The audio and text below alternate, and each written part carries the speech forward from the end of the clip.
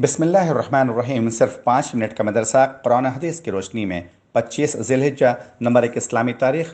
اورنگزیب عالمگیر رحمۃ اللہ علیہ کی دینی و علمی خدمات۔ اورنگزیب عالمگیر رحمۃ اللہ علیہ کو اسلامی و شرعی علوم سے خاص لگاؤ تھا۔ یوں تو ان کے دور میں بہت سے دینی اور علمی کام انجام دیے گئے اور بہت ساری کتابیں شائع کی گئیں۔ انہی میں سے علامہ حسن کی کتاب رد شیعہ اور دوسری کتاب مولانا محمد مصطفیٰ کی نجم الفرقان ہے، جو قرآن مجید کے الفاظ کی فہرست ہے۔ اس کے علاوہ ان کا گراں قدر علمی کارنامہ یہ ہے کہ انہوں نے ہندوستان کے علماء کی ایک جماعت کو حکم دیا کہ فقہ کی تمام کتابوں سے مسائل منتخب کر کے ایک ایسی جامع کتاب تیار کی جائے جو فقہ کے تمام پہلوؤں پر حاوی ہو۔ شیخ نظام الدین کو اس جماعت کا صدر بنایا گیا۔ چنانچہ علماء کی 8 سالہ محنت کے بعد فتاوی عالمگیری شاہی تیار ہوئی، جس پر اس زمانے میں 2 لاکھ روپے خرچ ہوئے۔ بادشاہ کا معمول تھا کہ روزانہ اس کتاب کا ایک صفحہ شیخ نظام سے پڑھوا کر اس پر غور و فکر کرتے اور پھر علماء کی متفقہ رائے سے اس کو لکھا جاتا۔ حقیقت میں یہ ایسا علمی کارنامہ ہے جس نے علماء و طلباء کو فقہ کی تمام کتابوں سے بے نیاز کر دیا ہے۔ جب اس کتاب کو عرب علماء نے پڑھا تو اسے بڑی قدر کی نگاہ سے دیکھا اور پھر عرب میں فتاوی ہندیہ کے نام سے اس کو شائع کیا۔ نمبر 2، اللہ کی قدرت۔ مچھر۔ اللہ تعالیٰ نے چھوٹی بڑی بے شمار مخلوق پیدا فرمائی ہے۔ کوئی بھی چیز قدرت کے ایک کارخانے میں نکمی اور بیکار نہیں ہے۔ مچھر ہی پر غور کیجئے تو اس کی بناوٹ اللہ کی قدرت کا کرشمہ معلوم ہوتی ہے۔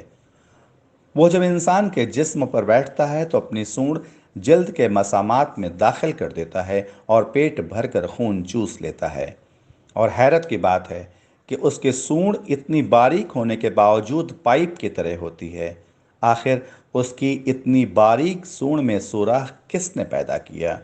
بے شک یہ اللہ ہی کی قدرت کی دلیل ہے۔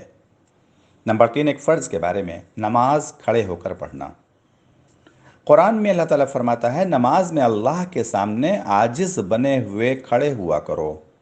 فائدہ: اگر کوئی شخص کھڑے ہو کر نماز پڑھنے کی طاقت رکھتا ہو تو اس پر فرض اور واجب نماز کو کھڑے ہو کر پڑھنا فرض ہے۔ نمبر 4، ایک سنت کے بارے میں، کثرت سے اللہ کا ذکر کرنا۔ عبداللہ بن ابی اوفی رضی اللہ عنہ بیان کرتے ہیں کہ رسول اللہ صلی اللہ علیہ وسلم کثرت سے ذکر فرماتے، بیجا بات نہ فرماتے، نماز لمبی پڑھتے، خطبہ بہت مختصر دیتے اور بیواؤں اور مسکینوں کی ضرورت پوری کرنے کے لیے چلنے میں عار اور شرم محسوس نہ فرماتے۔ نمبر 5، ایک اہم عمل کی فضیلت، جنت کا خزانہ۔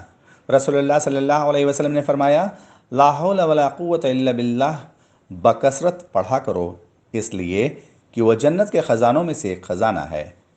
نمبر 6، گناہ کے بارے میں، زنا اور ناپ تول میں کمی کرنے کا وبال۔ رسول اللہ صلی اللہ علیہ وسلم نے فرمایا، جس قوم میں زنا عام ہوتا ہے اس میں طاعون اور ایسی بیماریاں پھیل جاتی ہیں جو پہلے نہیں تھیں، اور جو لوگ ناپ تول میں کمی کرتے ہیں تو وہ لوگ قحط سالی، پریشانیوں اور بادشاہ کے ظلم کے شکار ہو جاتے ہیں۔ نمبر 7، دنیا کے بارے میں، اللہ تعالیٰ اپنے بندے سے کیا کہتا ہے؟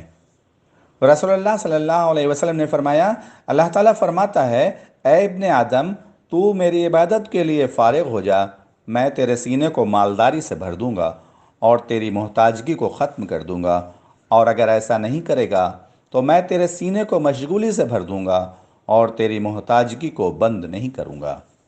نمبر 8، آخرت کے بارے میں، اہل جنت کا لباس۔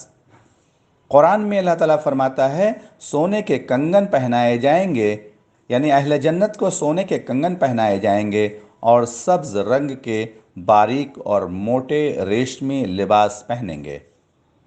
نمبر 9، طب نبوی سے علاج، کھانے کے بعد انگلیاں چاٹنے کا فائدہ۔ رسول اللہ صلی اللہ علیہ وسلم جب کھانا کھا لیتے تو اپنی تینوں انگلیوں کو چاٹتے۔ فائدہ: علامہ ابن قیم رحمۃ اللہ کہتے ہیں کہ کھانا کھانے کے بعد انگلیاں چاٹنا ہاضمے کے لیے انتہائی مفید ہے۔ نمبر 10، قرآن کی نصیحت۔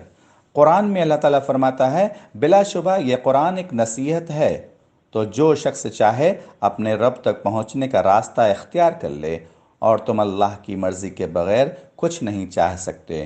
اللہ تعالیٰ بڑے علم و حکمت کا مالک ہے۔